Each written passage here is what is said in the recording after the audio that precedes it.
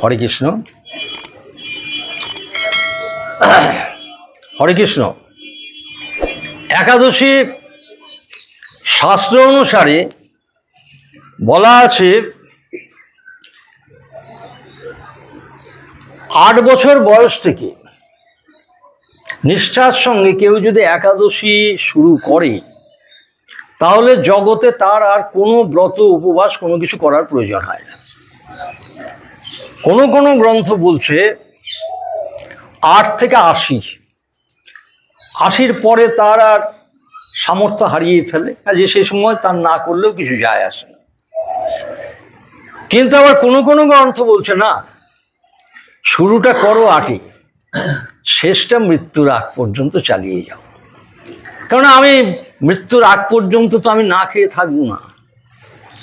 মৃত্যুর আগ পর্যন্ত আমি সব করতে পারবো আর একাদশীটা পারবো না, এটাই বা কেমন কথা।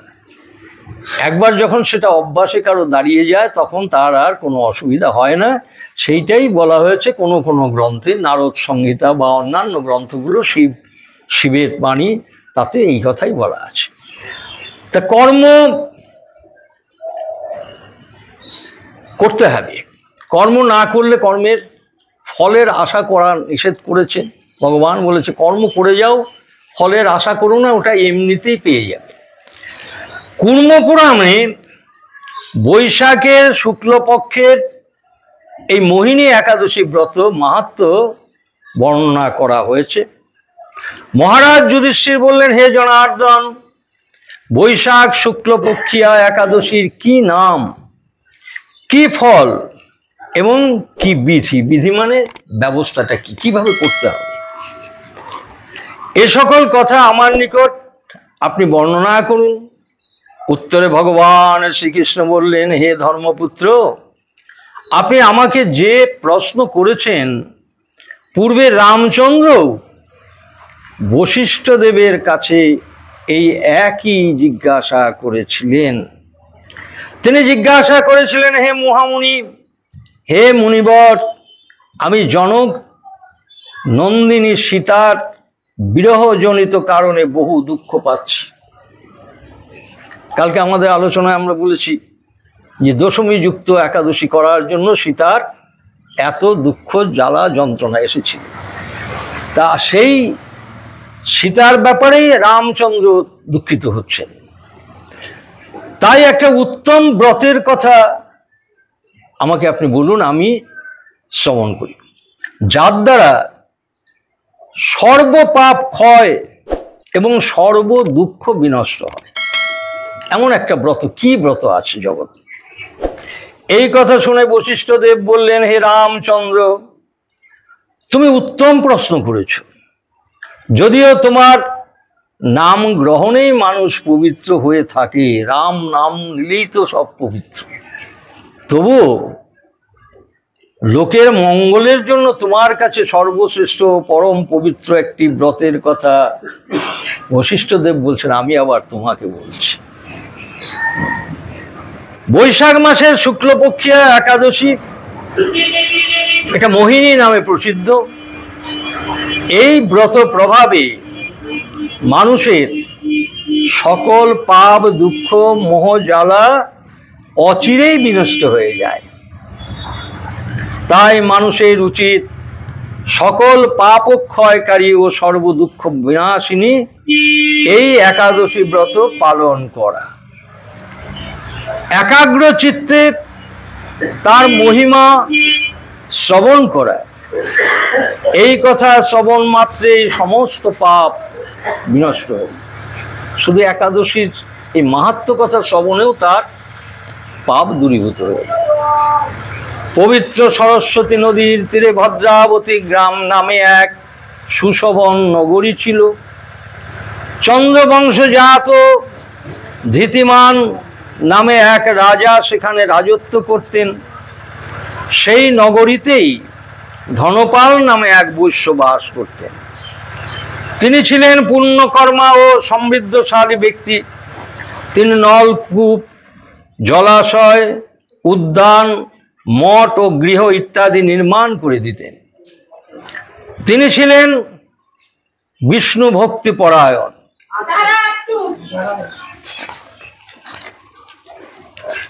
ও শান্ত প্রকৃতির মানুষ। সুমনা, দ্যুতিমান, মেধাবী, সুকৃত ও ধৃষ্টদ্যুম্ন নামে তার পাঁচটি পুত্র ছিল। পঞ্চম পুত্র ধৃষ্টবুদ্ধি ছিল অতি দুরাচারী। সে সর্বদা পাপ ও কর্মে লিপ্ত থাকত। পরস্ত্রী সঙ্গী, বেশ্যাসক্তা, লম্পট ও দ্যুতিক্রিয়া প্রভৃতি পাপে সে অত্যন্ত আসক্ত ছিল। দেবতা, ব্রাহ্মণ ও পিতামাতার সেবায় তার একবারেই মতি ছিল না। সে অন্যায় কার্যে সদা সর্বক্ষণ রত।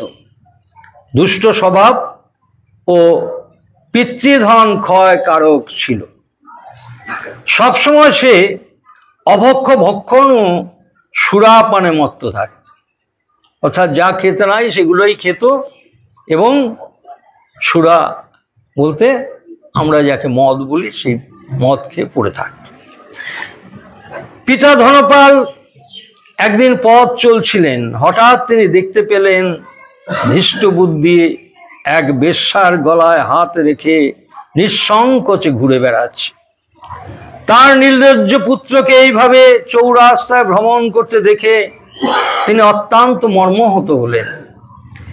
এই কুস্বভাব দর্শনে ক্রুদ্ধ হয়ে তিনি তাকে গৃহ থেকে বার করে দিলেন। তার আত্মীয় স্বজনও তাকে পরিত্যাগ করল। সে তখন নিজের অলঙ্কার আদি বিক্রি করে জীবন অতিবাহিত করত। কিছুদিন এইভাবে চলার পর অর্থাভাব দেখা দিল। ধনহীন দেখে সেই বেশ্যাগণ তাকে এইবার পরিত্যাগ করল। অন্ন বস্ত্রহীন ধৃষ্টবুদ্ধি ক্ষুধা তৃষ্ণায় অত্যন্ত কাতর হয়ে পড়ল। অবশেষে নিজের গ্রামে সে চুরি করতে শুরু করলো। একদিন রাজ প্রহরী তাকে ধরে বন্দি করলো, কিন্তু পিতার সম্মানার্থে তারা তাকে মুক্ত করে দিল। এইভাবে বার কয়েক সে ধরা পড়ল, ছাড়া পেল, কিন্তু তবুও সে চুরি করা বন্ধ করলো না। তখন রাজা তাকে কারাগারে বদ্ধ করে রাখলেন। বিচারে তার কষাঘাত দণ্ডভোগ হলো। কারাভোগের পর অনন্য উপায় ধৃষ্টবুদ্ধি বনে প্রবেশ করল। সেখানে সে পশু পাখি বধ করে তাদের মাংস ভক্ষণ করে অতি দুঃখে পাপময় জীবন যাপন করতে লাগলো। দুষ্ট কর্মের ফলে কেউ কখনো সুখী হতে পারে না। তাই সেই ধৃষ্টবুদ্ধি দিবারাত্রি দুঃখ শোকে জর্জরিত হলো। এইভাবে অনেক দিন অতিবাহিত হলো। কোন পুণ্য ফলে সহসা একদিন সে কৌন্ডিন্য ঋষির আশ্রমে উপস্থিত হলো। বৈশাখ মাস। ঋষিবর গঙ্গা স্নান করে আশ্রমের দিকে প্রত্যাবর্তন করছিলেন। শোকাকুল ধৃষ্টবুদ্ধি তার সম্মুখে উপস্থিত হলো। ঘটনাক্রমে ঋষির বস্ত্র হতে এক বিন্দু জল তার গায়ে ছিটকে পড়ল। সেই জলস্পর্শে তার সমস্ত পাপ দূরীভূত হয়ে গেল। হঠাৎ তার শুভ বুদ্ধির উদয় হলো। ঋষির সামনে সে কৃতাঞ্জলি পুটে প্রার্থনা করতে লাগলেন, হে ঋষি শ্রেষ্ঠ, হে পুণ্য প্রভাবে আমি এই ভীষণ দুঃখ যন্ত্রণা থেকে মুক্তি লাভ করতে পারি, আপনি দয়া করে তা আমাকে বলুন। ঋষিবর বললেন, বৈশাখ মাসের শুক্লপক্ষে মোহিনী নামে যে প্রসিদ্ধ একাদশী আছে, তুমি সেই একাদশী ব্রত পালন করো। এই ব্রতের ফলে মানুষের বহু জন্মার্জিত পর্বত পরিমাণ পাপ ও রাশি ক্ষয় হয়ে থাকে। মহামণি বশিষ্ঠ বললেন, কৌন্ডিন্য ঋষির উপদেশ শ্রবণ করে প্রসন্ন চিত্তে ধৃষ্টবুদ্ধি সেই ব্রত পালন করল। হে রামচন্দ্র, এই ব্রত পালনে সে নিষ্পাপ হলো। দিব্য দেহ লাভ করল। অবশেষে গরুড়ে আরোহণ করে সকল প্রকার উপদ্রব্যহীন বৈকুণ্ঠ ধামে তিনি গমন করলেন। হে রাজন, ত্রিলোকে মোহিনী ব্রত থেকে আর শ্রেষ্ঠ ব্রত নেই। যজ্ঞ, তীর্থদান, স্থান, যজ্ঞ, তীর্থস্থান, দান ইত্যাদি কোনো পুণ্য কর্মই এই ব্রতের সমান নয়। এই ব্রত কথায় শ্রবণে কীর্তনে সহস্র গোদানের ফল লাভ হয়।